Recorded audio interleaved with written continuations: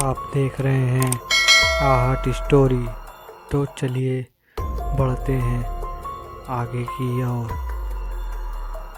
खड़ खड़ खड़ खड़ ट्रेन दुगनी गति से भागी चली जा रही थी। शाम का समय था।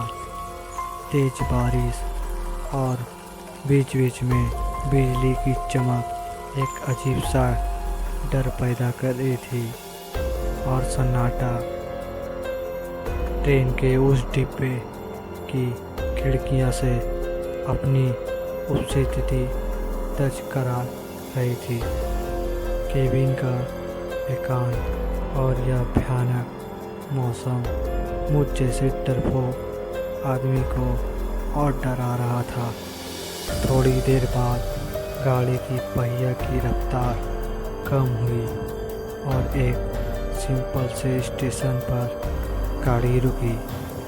बारिश इतनी ज़्यादा थी कि मैं स्टेशन का नाम नहीं पढ़ रहा था। मैं अपने केबिन में अकेला था और इस रेबुन में था कि कोई साथी आए जिससे बातें करते करते आगे का रास्ता आसानी से काटा जा सके।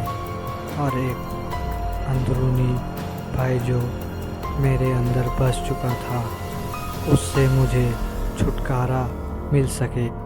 तभी किसी ने केबिन का दरवाज़ा खटखटाया और एक शांत सा दिखाने वाला व्यक्ति केबिन में दाखिल हुआ। अपना सामान आदि ठीक करने के बाद वह मेरी तरफ देखकर मुस्कुराया और मेरी तरफ हाथ आगे बढ़ाकर उससे अपना परिचय दिया। मैं मिस्टर घोष। वह बोला, मैं कलकत्ता जा रहा हूँ पुण्य जन्म से संबंधित एक कार्यशाला में भाग लेने के लिए।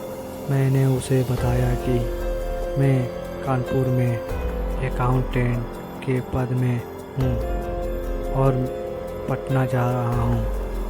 उसने कुछ खाने का सामान निकाला और मुझे भी खाने के लिए पूछा, लेकिन मैं बहुत ही सिंपल से व्यक्ति हूँ। ट्रेन में किसी अजनबी के द्वारा दिए गए खाने को लेना मुमकिन नहीं था मेरे लिए। मैंने बहुत प्यार से उसको मना किया। वह भी कम उस्ताद नहीं था। कस कर हंसा और बोला, सख्त कर रहे हो मेरे ऊपर? अभी तो कुछ नहीं दिखे, आगे क्या क्या होता है। उससे ये शब्द सुनकर मुझे सब सुन गया, किंतु मैंने किसी तरह का अपनी घबराहट को छिपाया। कोई स्टेशन आने पर वह उतरता और ट्रेन चलने के बाद किसी दूसरे कंपार्टमेंट से चढ़कर फिर आ जाता। पूछने पर बोलता कि बीच बीच में रेलवे की नौकरी कर लेता हूँ। थोड़ी देर बाद मैं और वह अलग अलग विषयों पर चर्चा करने लगे। उसने पुनर्जन्म से संबंधित बातें शुरू की और पुनर्जन्म को अंधविश्वास बताया। थोड़ी देर बाद उसने मुझे पूछा कि क्या आप भूत प्रेत पर विश्वास करते हैं? मैंने कहा, बिल्कुल। वह जोर से हंसा और बोला, यह सब बकवास है। मुझे भूतों पर विश्वास था, किंतु वह भूतों अस्तित्व को नकारता रहा। रात का अब तीसरा पहर चल रहा था, पर मैं उसकी बातें खत्म होने के बाद मैं अपनी पहले कक्ष में सोने का प्रयास कर रहा। जैसे ही मेरे आँख लगी थी कि अचानक मुझे ऐसा अनुभव हुआ कि कोई मेरे गले पर कर खून अंगार रख रहा है। हड़बड़ा कर उठा। कहीं कोई नहीं मेरे अलावा उस कक्ष में?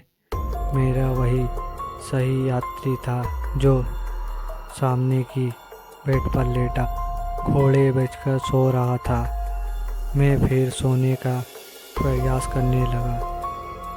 अभी आग लगी ही थी कि मुझे अपने पेट पर बहुत तेज दबाव और फंसने की तेज आवाज़ सुनाई दी। मैं घबराकर उठा तो देखा कि सही यात्री बन पर नहीं था। लगभग 1-2 मिनट बाद वो आया और बोला, जनाब सोए नहीं? मैंने अपनी घबराहट रोकने हुए उससे कहा, अभी नींद नहीं आ रही है। और मैंने अपने बैग से एक मैगजीन निकाली और पढ़ने का नाटक करने लगा। सहयात्री भी बेड पर लेट गया और कुछ देर में उसके खर्राटे केबिन में गूंजने लगी।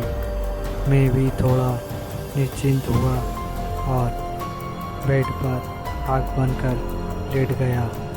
ट्रेन कभी धीमी होती, कभी रफ्तार पकड़ लेती, लेकिन मेरे दिल ने अब तेज रफ्तार ही पकड़ रही थी। भय और घबराहट के कारण लघु शंका की इच्छा अपने आप जीवित हो जाती है और मैं टॉयलेट की तरफ मुड़ा। जैसे ही मैंने टॉयलेट का दरवाज़ा खोला, वही यात्री मुझे अंदर दिखा और मैं चिल्लाते हुए अपनी बेड की तरफ भागा। देखा तो वह सहयात्री इत्मीनान से अपनी बेड पर सो रहा है। मैंने घबराया, मैं उसे जगाया। वह बोला, अरे क्या हुआ? इतना मासूम लग रहा था। वह जैसे कुछ जानता ही ना हो। मैंने कहा, आप यहाँ भी और वहाँ टॉयलेट में भी? वह उल्टा से हंसा और बोला, मैं कितने रूप में कभी पर भी आ सकता हूँ। घबराहट के मारे मेरे पसीने से तरबतर बिल्कुल पत्थर सा खड़ा उसके सामने वह बोला, तुम्हें तुम्हारे विश्वास का परिणाम देना था। तुम्हारे जैसे लोगों कारण ही हम भूत पिशाच लोगों का अस्तित्व है। इनका कहकर वह मेरी आंखों के सामने से अचानक गायब हो गया। डर के मारे सांस अटक गई और मैं लाश की तरह अपने बेड पर बैठा था। तभी केबिन के अंदर टिकट निरीक्षक आया। उसका चेहरा देखकर मुझे बेहोशी छाने लगी, क्योंकि यह वही सहयात्री था मेरा, और वह टिकट चेक कर मुस्कुराता हुआ चला गया।